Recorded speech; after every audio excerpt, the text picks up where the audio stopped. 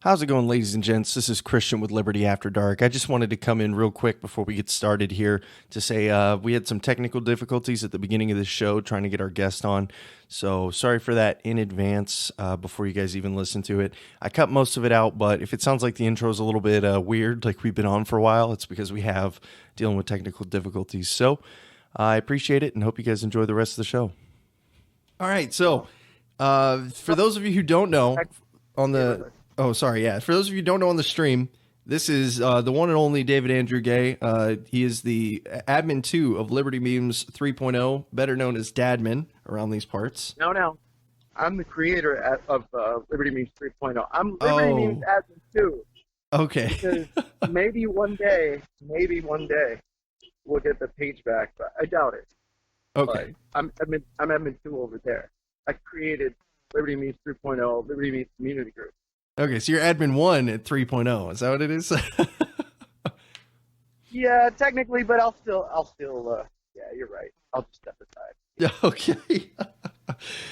You gotta give admin 1 some love, you know? He's the best. He created the whole thing. We were both making memes together before he had the page, and I was more doing the political activism with Ron Paul. So my Facebook was facebook.com/LibertyRepublican, and his was .com/LibertyMemester. Okay. So that was actually his Facebook URL of his original profile. So if it's still up there and hasn't been permazucked, you can actually look up Liberty Memester, MEMESTER, as a Facebook URL, and it'll come up with Peter's profile. There you go. So I wanted to get to you. You kind of touched on it a little bit there. I wanted to ask you, like, what the beginning days of, like, the pre-Liberty Memes into the beginning of Liberty Memes, and what started that. So just go ahead and tell your story. Yeah. So a lot of people already know this story that are watching, and maybe somebody doesn't. We got started. Well, originally we grew up in a very conservative household and traditionally Republican, and so in 2000, most of the people in my family actually voted for George Bush. And one of the reasons we did that was because he ran on a humble foreign policy, like the whole anti-Clinton foreign policy. And if you remember, the Clinton foreign policy was to get us involved in places like Somalia and Haiti and Bosnia and Kosovo and wherever else.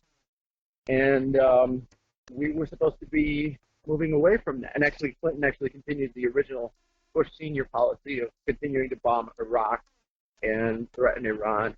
And we were supposed to be moving away from that with George Bush. And he became, precedent for the warmongering we have today. And people don't actually even remember Clinton for being the one who really got us involved in a lot of these places that we're in now. Because they've got George Bush that they can throw it all on. And so around 2004, I was thinking that the Republican Party wasn't going to win because they needed an anti-war candidate.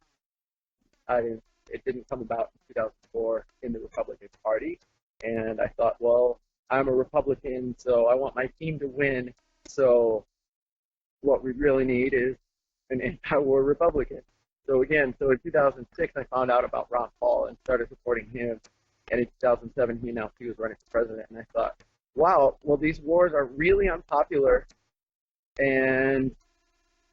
But people reelected the president last time, so we'll probably be able to win again as long as the new candidate is anti-war. Okay, yeah. It's like Ron Paul is here, we can't lose.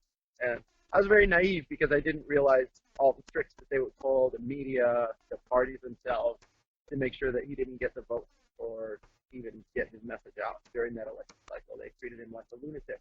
He got the runaround, for sure. Yeah. Hang on. No, you're fine. There's a little kitten in the street, and I want to... Another kitten? Is Dadman rescuing another kitten? Is that what's happening here? No, she ran. We bring her in the house sometimes, but she ran. I was going to bring her on the camera. But, no, I just wanted to keep her out of the middle of the street, because she goes in the middle of the street to get by a car. Anyway, so what I was saying.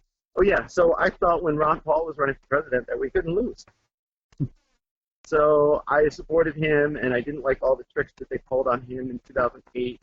and I worked really hard in 2011 when he ran for president again to do everything I could to make sure he didn't lose, or at least we exposed some of the things that had been done to him the time before.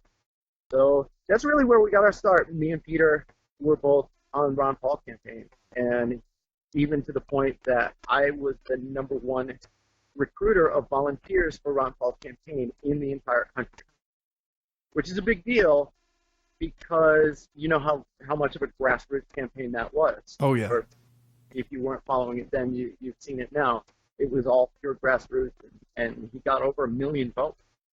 And to say that I was the one who got the majority of volunteers to sign up as volunteers for Ron Paul's campaign was like a really big deal. So I also got to, I was given the privilege of giving the introductory speech for Ron Paul's visit to Cornell University, which was really awesome.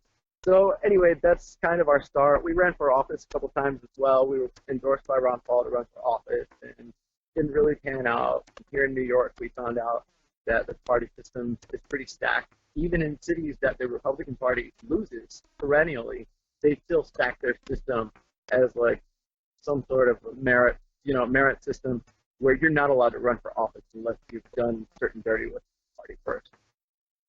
So there's a lot of party loyalty at play, even in districts that they plan to lose. They still won't let some upstart show up and try to run on their line. Even if it's a good person who has good ideas and could win, they really don't care. If you're not part of their system that's built up, merit badges, then you're not allowed to run for office on their line around here. And primaries almost always go in their favor because they're in charge of the Board of Elections, and they won't give you a recount. Yeah, it's that good old boys club. Politics is known for it. So I was involved in that, and I primaried one guy. Well, actually, I was running for city council in 2013, and I was publicly the favorite candidate, and I was running unopposed in the Republican Party, so I had already got, I was the favorite candidate to actually win. So what does the Republican Party do? Say, we can't have that. We can't have you win. So they tapped a kid who was 18 years old who happened to be the son of a state Supreme Court justice. Mm. He had just flunked out of college for being bad and for being a wild party animal. I have no problem with that. But it was basically his parents pushing him out of the nest. So I had a money bomb event and raised like $13,000. So I was trying to show them, hey, I can raise money. It's a small district where you only really need to raise like $2,000 to win the seat. Yeah. And I raised like 13. So what did they do? They went out and they got all the elected officials in town, and I'm talking to Republicans and Democrats, to come to his fundraiser, and they all gave like $1,000, and he raised like $35,000. Good Lord. And we're talking crazy. again about a seat that only cost $1,500. They raised like $30,000. So, they sent me the message that I was not going to be allowed to run in the party and win. So after that experience, and that was one of the ones that Ron Paul actually came and even made a YouTube video with me. It was kind of hokey and silly, but it was just him saying, "Hey, David, I hear you're running for office, and I wish you the best." It was hokey, but it's nice. It was fun. Good family fun. Anyway, so when I lost that race and I saw all the tricks that they pulled, I was like, I don't want to be involved in elected politics. And Peter had been running the meme page for a few months, and every once in a while I would post a few things on it. And I started to realize that I enjoyed being able to just say absolutely everything I believe.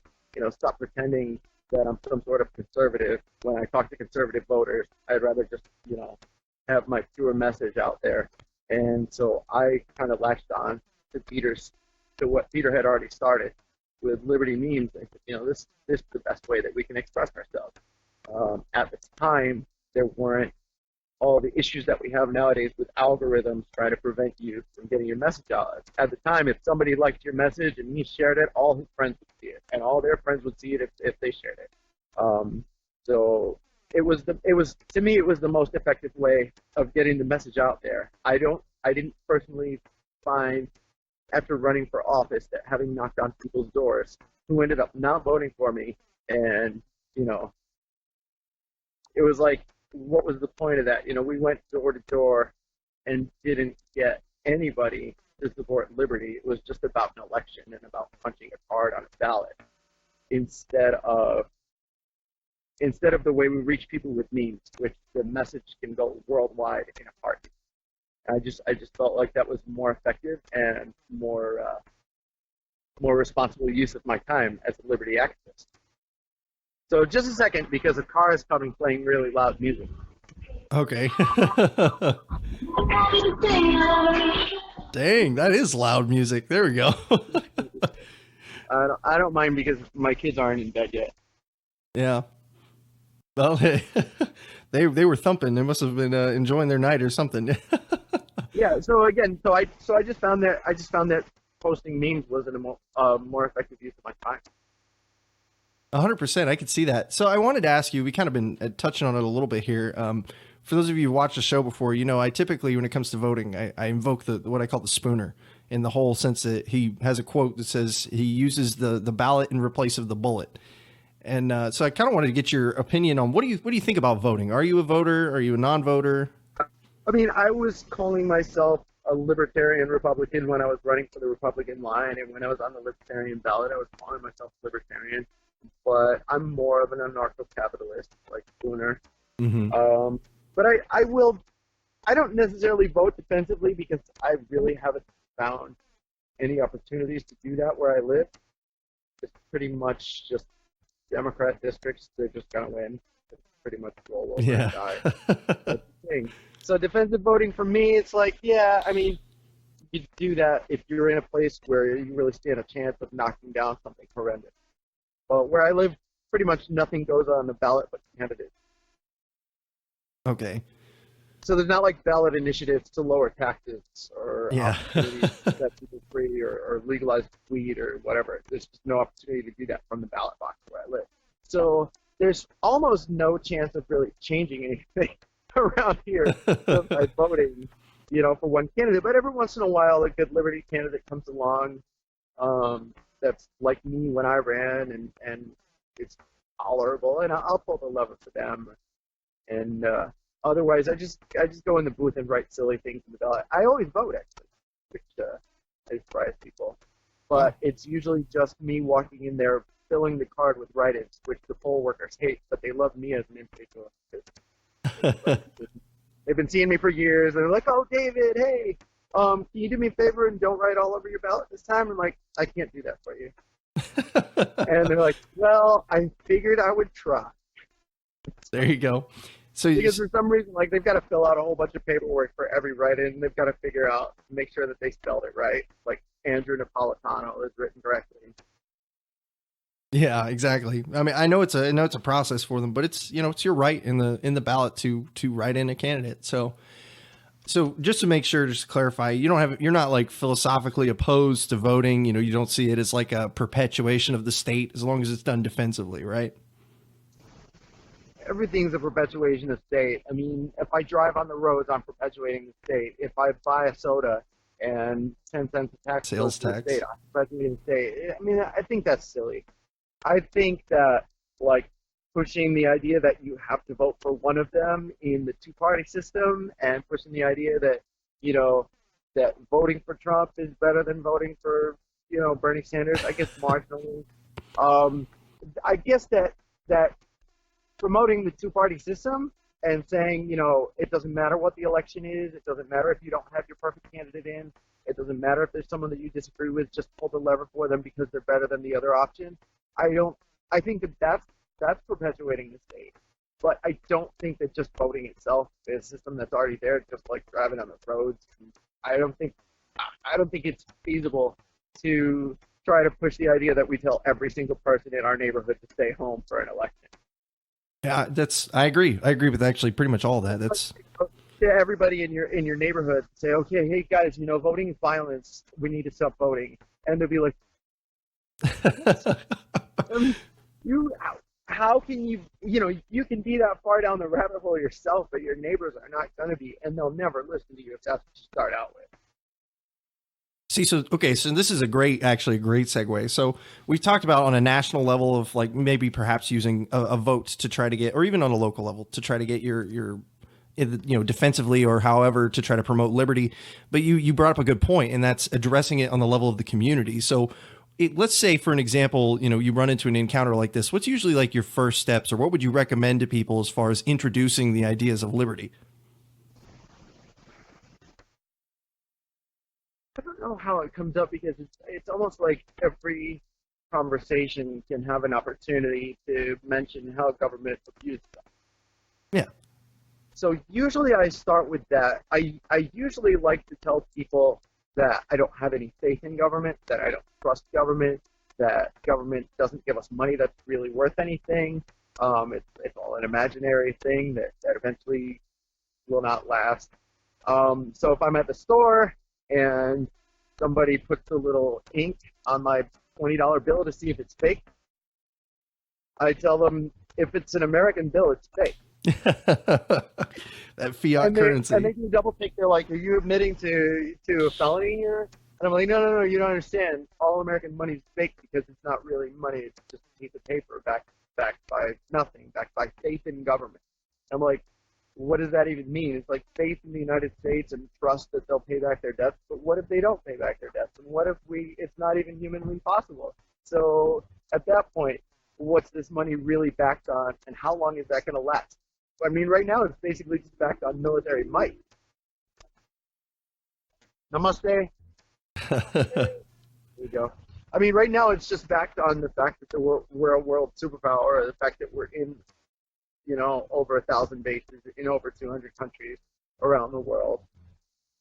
So that's really what's holding it all up. I mean, when that runs out, or when that doesn't work anymore, that money's worth just like any other fiat currency that's collapsed. Ours just happens to have lasted the longest because we've got the strongest system set up to protect it.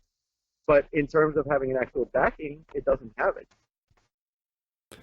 Yeah, so that's usually actually a good opportunity. People are interested in that. People want to know about money. They don't teach you these things in school. They don't teach you them in college. They don't teach them in high school. And people in my neighborhood, some of them didn't even pass middle school. But you talk about money and it not being worth anything, and they want to talk about it.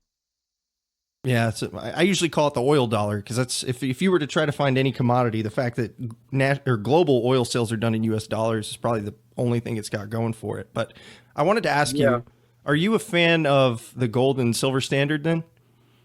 Oh yeah, absolutely. Okay. Absolutely, or anything that has that you can attach it with rises and falls in value. I'm not really the best person to talk to about this. I'm not really a full-fledged economist or anything like that. I consider myself an adherent to the Austrian school, which to me means if I hear an Austrian economist say something, it usually makes a lot of sense to me. Yeah, typically, yeah. Typically, if Mises or Hayek or Ron Paul says it, or Tom Woods or Dr. Roberts, then typically I'll be like, oh yeah, that's on point, because every time it just lines up, it makes sense to me. But in terms of me laying down my economic policy and things like that, I'm not really the guy to go to. I don't go that deep into it. You're more focused on like the social aspects of a libertarian society? Yeah, I think that it's all important. I think it's important, that there are people who studied this philosophy and have been able to show how it works. In theory, I think it's really good that people are there to point out how all of this could work in theory.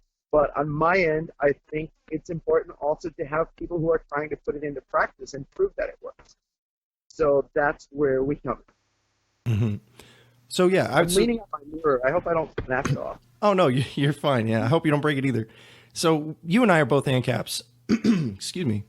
You and I are both ANCAPs. Yeah, generally speaking, I mean, I don't consider myself, somebody who could pass the absolute purity test of anything, Yeah, but I generally consider myself an anarcho-capitalist. And to go back to that point, when I was running for office, Peter had already gone a little bit further down that road than I had. And he had already considered himself an ANCAP when he started Liberty Memes. He was completely done with elected politics after what they did to Ross Hall. And he said, I'll help you out. I'll petition for you. I'll vote for you. Because I'm one of those anarchists who believes that it's okay to do things that might bring about more anarchic conditions. see, that's where I stand. Somebody like me, who's liberty-minded and actually ANCAP-minded at the time, running for office, would be a step in the right direction for anarchists, even though it's me in an elected position, which just sounds weird. But he really got me with that when he said, I'm one of those anarchists who will do things that help bring about more anarchic conditions, even if it meant going through to what the state has already created. Yeah, so that's exactly actually what I was going to go where I was going to ask you about, because I usually talk about this term that I've coined that has been, it's been talked about plenty, but I just came up with a silly name. I call it transitarianism, which is the idea that the only peaceful way to reach this Ancapistan, if that's what we want, is through measurable change over time, right? So yeah, I think that plays right into what we do in the Liberty Memes community group. Now, I started that because we were starting to get sucked by the algorithm. That's why I started that group, was to have basically an army of people who would support Liberty Memes no matter what. And I guess that sounds cultish or whatever the crap it sounds like. But it's a group, it's a fan club for the advancement of Liberty Memes. I mean, if you like Liberty Memes, you'd be there and you would do that, one would think. That's all. Nothing extra special about me requiring everybody to, do anything else, or even requiring anybody to be involved at all. Just don't try to ruin it. But anyway, kind of getting off on a tangent. No, I mean, that's fine. I created. That's the purpose that I created the group for, was to help us break the algorithm and be able to have a base that I could share stuff and they could help it go viral, because it's the Liberty message. Why wouldn't they want to help it go viral? So that's what I created the group for. And within a month, we were presented with the opportunity to help Volunteerism in Action with a fundraiser that they had. And I understood immediately how that applies to libertarian philosophy about if the government shouldn't do it, anarchist philosophy about if there's something worthwhile, it'll happen. So I said, this is something that we should do. We should be involved. We should be that catalyst in this situation. We should be the people who make that happen, this thing that we don't believe the government should do. And I decided that was an excellent way to also change libertarian culture toward generosity. And generosity is important. Charity is important. When there's no generosity or charity available, people have this tendency, and it's because they've been taught this in school, that if there's something that's not available, to you, you need to run to government and ask for it. So our goal is to create a society where people aren't running to the government. They're thinking of other things that are there to take care of them, like private charity or like libertarians who have to be extremely generous. But there's the catch. Libertarians aren't very generous. Because we have this thing in our philosophy that teaches us, don't touch my stuff, don't touch my wallet, don't touch my money. And so anything that is asking for your money is inherently a tax. Or it's the same. If the government can't touch my stuff, then I don't want anybody else touching my stuff. And what they fail to add the caveat to that line of thinking of, it's okay to do it if you want. It's okay to do it if it's a nice thing to do and you're able to do it and you want. So there's a lot of people who think that charity is really bad and that being involved in charity as a libertarian is a total no-no because, we're against taxation and against giving our money to stuff. Well, that's not really true. I mean, if we really believe, like we say with libertarian philosophy, where if the government's not providing something, somebody will step up and provide it. So why won't that be us to show that that philosophy actually works? Yeah, and I think just to the, as we typically call them, the potato-tarians, but regardless, people who, like you said, fall under the sphere of self-identifying libertarians, they fail to understand the fact that it's all voluntary. It goes back into volunteerism, not in the sense of volunteering like your time, but the fact that no one is forcing you, no one is holding a gun to your head saying you must donate this money. Exactly. And so that goes along with, they've got that philosophy ingrained in them, the don't touch my stuff philosophy, and it's fine to do that. Like, nobody has a right to steal from you, but it's okay to be giving. And the problem that we have as libertarians is that we're not out in the world showing people that we're giving people. And statistically, libertarians are actually the most charitable anywhere. They've done studies on this. Really? And libertarians are the most charitable of people who, identify with a particular political philosophy. And they've shown that liberals are the absolute least charitable. And it's because they rely on government, and if they don't rely on government for it, they want people to suffer. They want people to suffer enough to want the government to do something about it. So they won't get involved in actually helping to solve a problem. They like when problems fester because then they can have their people take care of it. Yeah, it's kind of evident in when you watch House of Cards. Like, one of the first things that he won a bill on was listening to the police scanner, hoping for a shooting. Waiting for it. They want problems, and they want them to stay. And if volunteerism is a solution to the problem of money not being available, they don't like that. They don't like that at all, because they want people to have to run to the government for those problems. And otherwise, they want those problems to fester until people run to the government. So, I mean, you really look into their philosophy, that's what they want. I mean, people talk about collapsitarians, but liberals, they don't want the system to collapse so much as they want people to constantly be suffering, to constantly have some reason to justify their people who are in the government. Dang. Yeah, I mean, I've never really thought about it that way, but that's definitely true. They're looking for opportunities to push their narrative whenever possible. And, you see it with every, like you're talking about, you see with every tragedy, every shooting, it is immediately followed up by, this is why we can't have guns in our modern 2019 society. So that's just one example of plenty. Agency or that new agency or this new set of paperwork. Yeah. It's really just anything to justify their existence. And the agenda is the same thing. I mean, those are all opportunities to justify their existence. And otherwise, they want people to suffer. So, like, liberals love, and, the commies love to talk about sticking it to the big bankers. And when I showed that there was a woman who was being abused by the big banks, to a liberal crowd, they said, oh, yeah, that's terrible, let's raise awareness. But nobody donated a penny. So I brought it back over to the libertarians, and they're like, yeah, we don't like these big banks, and we're going to help this person because we're charitable individuals. Just to answer one of the questions in the comments real quick, we've someone from outside the U.S. here. I believe it's pronounced Shahab. Excuse me if I pronounced that incorrectly. He asks, is there a libertarian party in America? Yes, there is, and I kind of wanted to talk about that a little bit as well, so it's a good way. Okay. Yes, there is a libertarian party in America, nominally libertarian and by nomenclature libertarian, but I'm not sure about, their libertarian purity. Obviously, there's candidates that are good and candidates that are bad. When it comes to being involved in a political party, it's not really my cup of tea, but there are some libertarian candidates that I'm sympathetic with, and I'll help them out every once in a while. But I don't know. I don't know about parties. I'm not really a fan. Like I said, I've been through it before, and in my region, it doesn't change much. But if a good candidate comes along and they're on that party line, I'll go door to door for them, and I'll try to spread their message.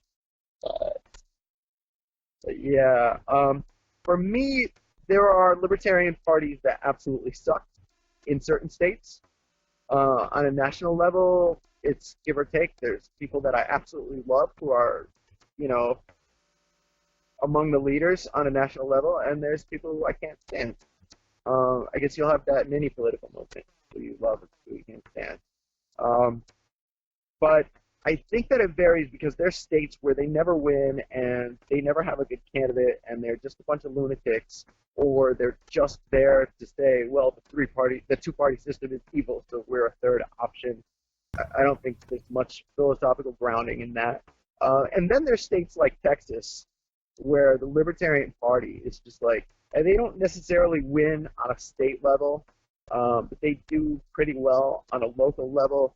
And in terms of spreading the word and being very well organized and very dedicated people, I think the Libertarian Party of Texas is a pretty good one to support. These last midterms.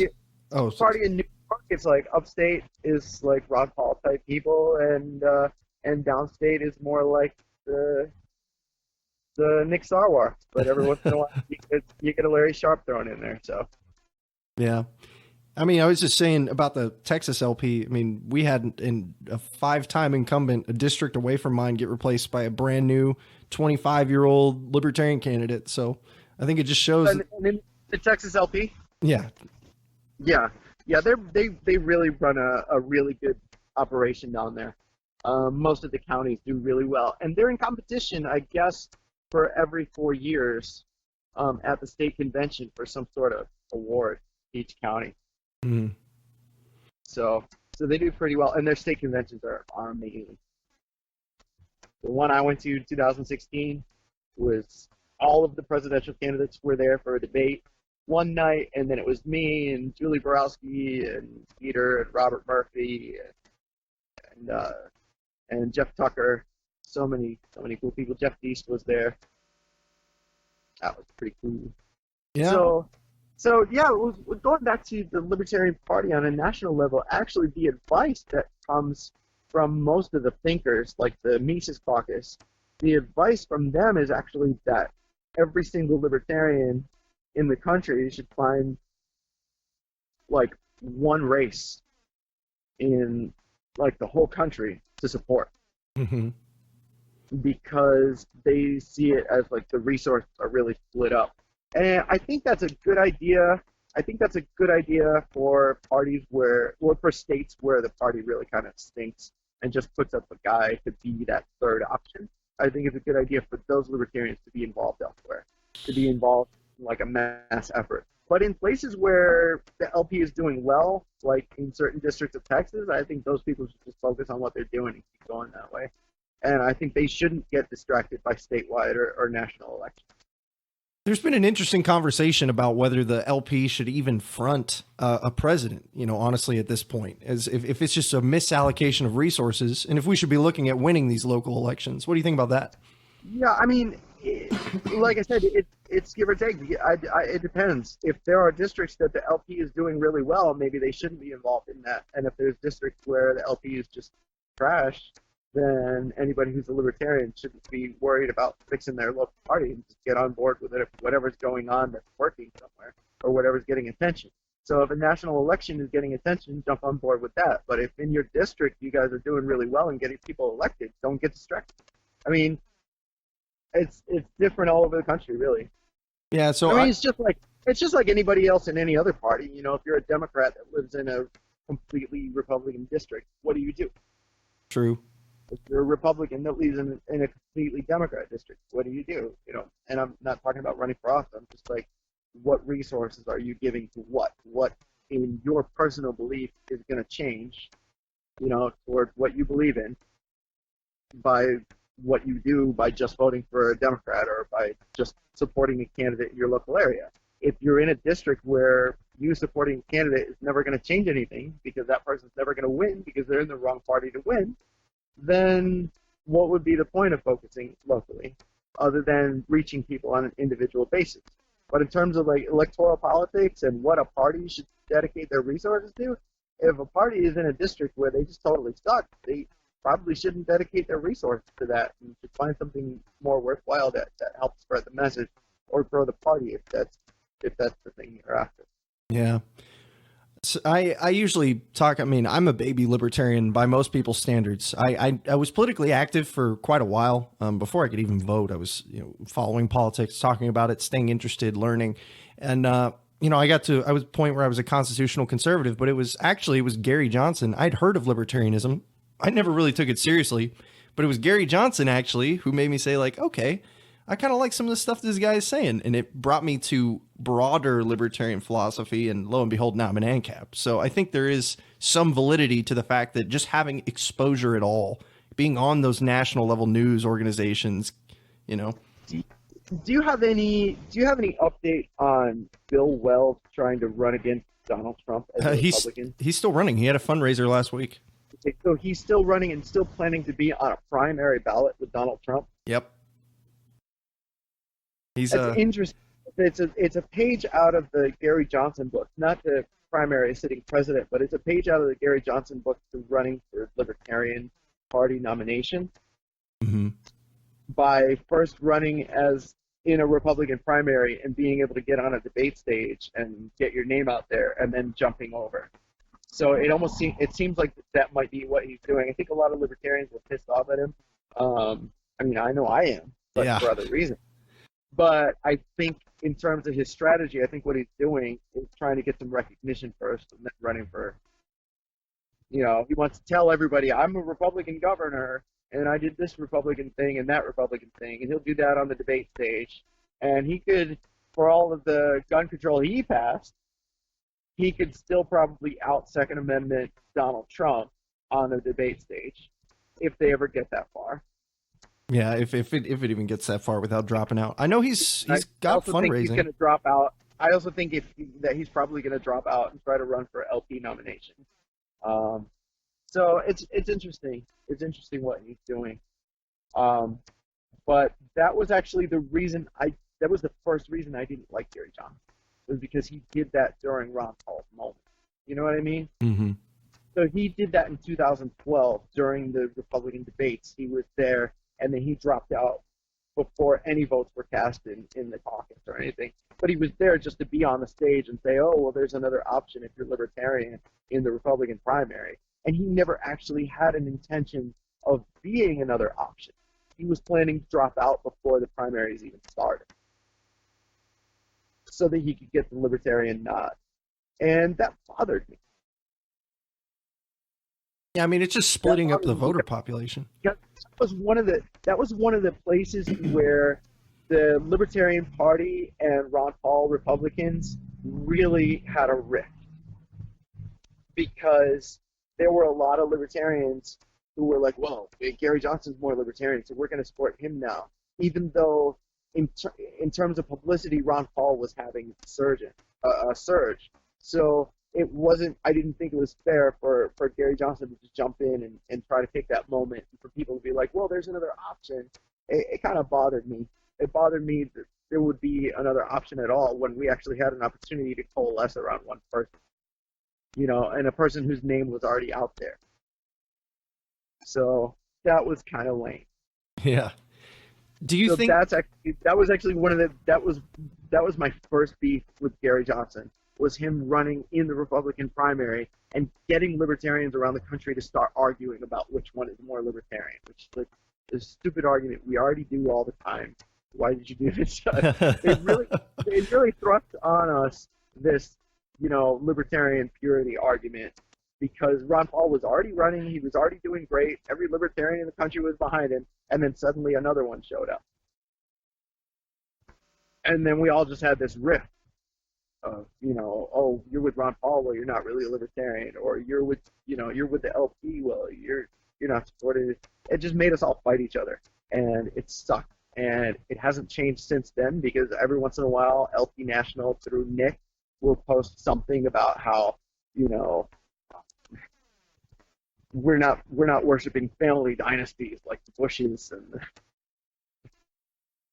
and the Adams or whatever. We're not pushing family dynasties like the Clintons trying to run Bill and Hillary or stuff like that. So they'll post something on their national page like, oh, you guys like Rand and Ron Paul? Well, all you're doing is it's all cult of personality. But we're running real libertarians over here. And it's just annoying It's not even necessary. that they do that every once in a while. They just try to. I get it, to try to get people involved and get a reaction from people.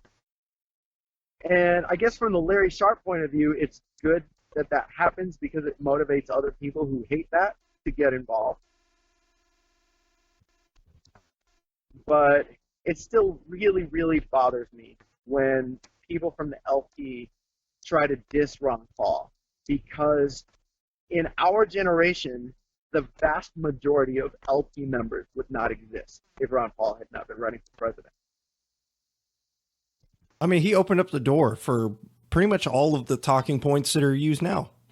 The word libertarian was in relative obscurity besides, every once in a while a stripper or a shock jock saying, hey, I'm going to run as a libertarian.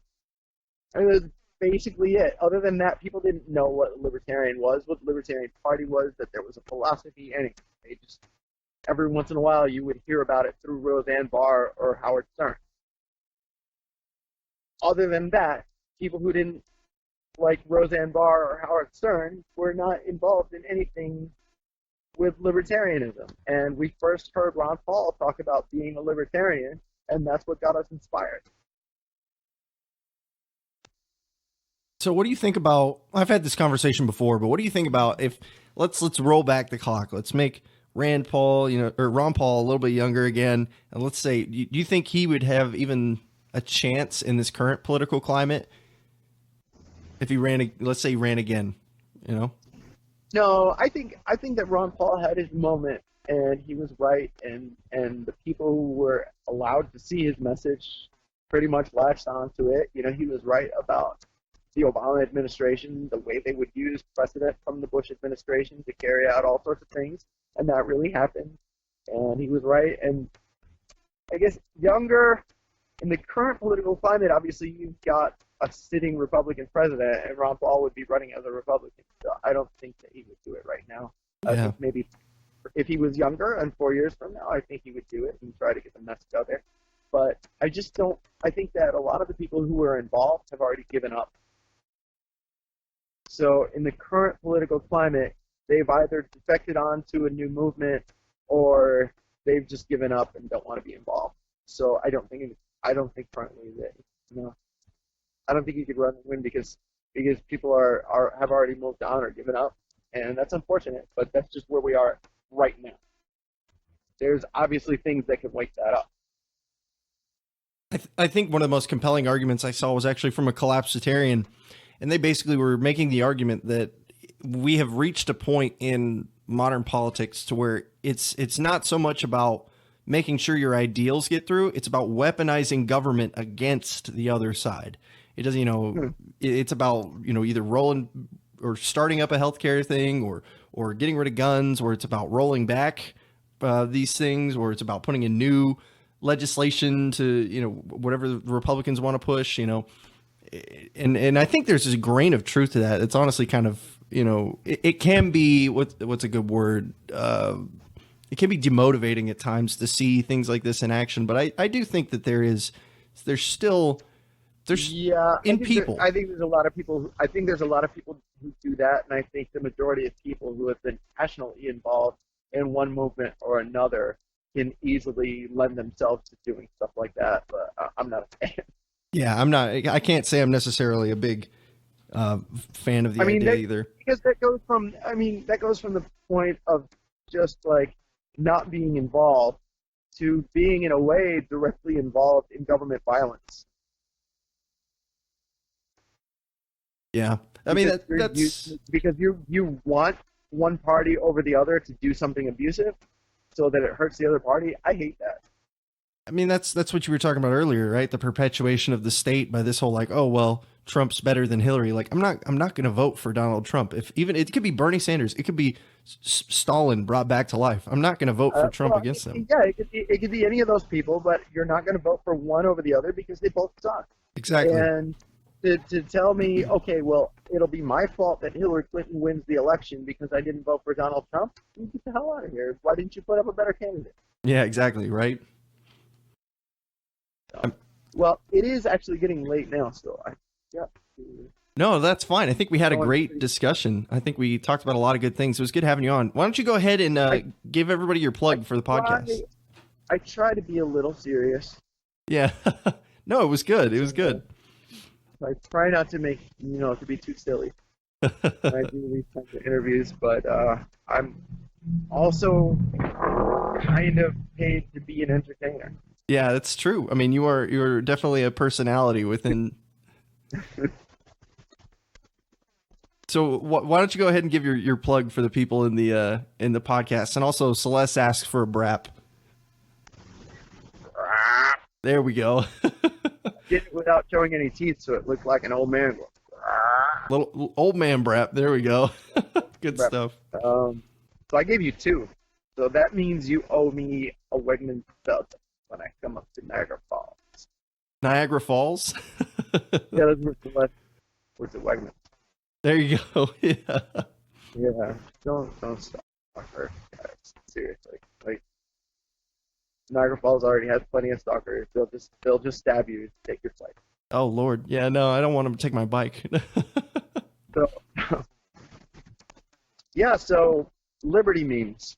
We, in my opinion, have been one of the most effective libertarian organizations on the planet in getting the message to a wide audience, and an audience that sticks around and becomes libertarian and wants to know more.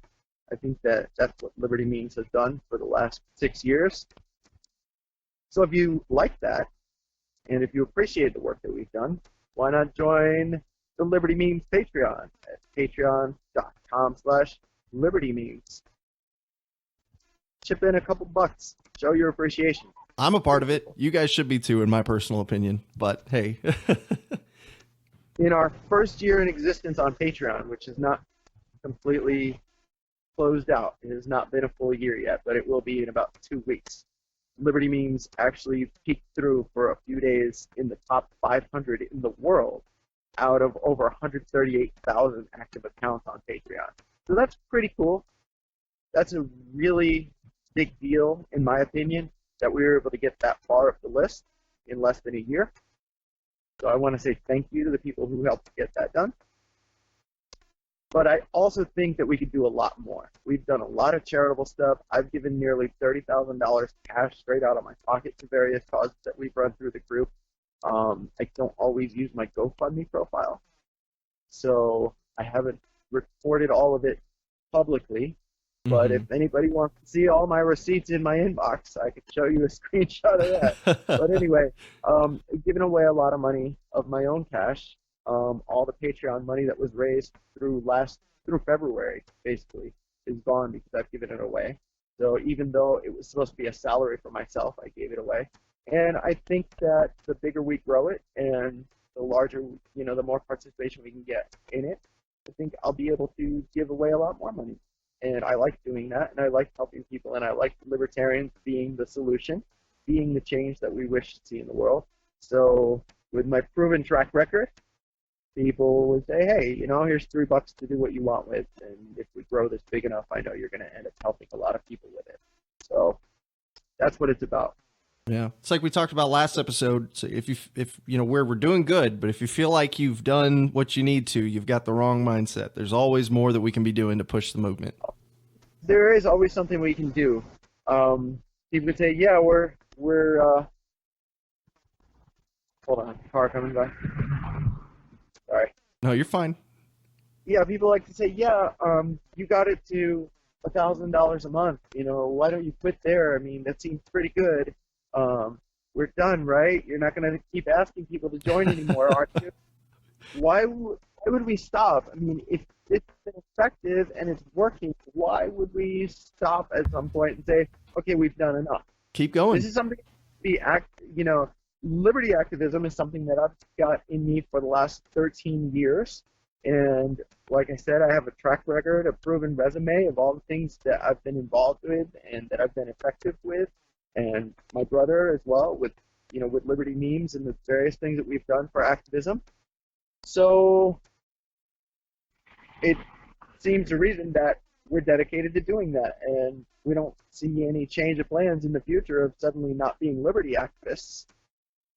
So if people want to support some of the most active liberty activists in the country, then you can support us. There we go. Fantastic. It was amazing having you on. Appreciate you coming out here. Sorry for the technical difficulties, having to make you wait for a little bit there, but I think this was a good conversation. Our audience doesn't know, I've done this entire interview without being able to see your face. Yeah, sorry about that. I don't know if it's over here, or it's here, down there. I don't know where it is. I can't see any of the comments either, so I'm sorry I wasn't able to reply to any of the comments. But Christian is a good dude, and despite technical difficulties, this was great. Oh yeah, I can't. It was good. For the people in the audio podcast, when they listen to this, they won't even know that we had all these technical difficulties. So except for me mentioning it just now. So then why the heck did I bring it up? What a jerk. Yeah, I know, right? No, you're fine. You're fine. Don't worry about it. But yeah, it was great having you on. Maybe in the future we'll have to do this again. It just adds another dimension for your listeners. There we go. You know what? Like I was there. Yeah, exactly. Right. That's the goal. But all right, my wife just called me in. All right, sounds good. Don't make her wait. Have a nice night. We're gonna watch Dexter together. Oh, there we go. More Dexter. Sounds like a good plan. We'll have to do this again, but take it easy. Awesome, guys. That was great. That was great. Fantastic. I'm so glad that we got through the majority of the technical difficulties and we were able to make this happen. Oh yeah. So what I'm probably going to do is I'm probably going to cut this video portion out of like past technical difficulties on the second stream part and then post a video of just the Dadman interview. And then I'll take both of the streams, unfortunately, and mash them together, edit it up, and then we'll release a full episode like that. And yeah, so that was awesome. We're going to go ahead and wrap up the show here. I think that's a perfect note to end on. Just like Dadman said, there's always more we can do. Make sure to check them out over at Liberty Memes. Go see Liberty Memes community group. Join the Patreon. It's a great community. I love it. It's what got me where I am today. I wouldn't be here without it. But yeah, that's the end of the show. I hope you guys enjoyed it. We have a podcast on every major podcast distributor out there. We have a Patreon at patreon.com/libertyafterdark. And it is, what's this? Kate says, I thought you did late stuff. I do sometimes, but yeah, we have a Patreon. You can go check it out there. Any support helps. Everything from $1 to a cup of coffee or beyond if you feel super generous. And Frederick says technical difficulties are great. It makes the live show just that much more interesting. Save that video too. Yeah, all of this will be up there. I don't delete any of the live streams. It's just part of the live video process. But I will definitely be putting up an edited version with just the Dadman stream so that people can watch that if they want to, instead of having to slog through the rest of it. So good stuff though all around. If you guys want to send me an email about anything you guys might want to talk about, you can give me a contact at libertyafterdark.net. We have a podcast. It posts the most recent episodes at libertyafterdark.net. And we also have a YouTube channel, which, you know, if we reach the Patreon requirement, we'll start getting some videos on there. And just more of my time sunk into another project, but it's okay. I love doing this stuff, so I appreciate it. I think that's going to be it, though. I hope you guys have a fantastic rest of your night, and take it easy. Yeah, go ahead. Meme it as much as you want. Yeah, that's fine. Yeah, go for it. No, not slogging. Yeah. All right, guys, I'm going to go ahead and get out of here. I got to get some food, so take it easy.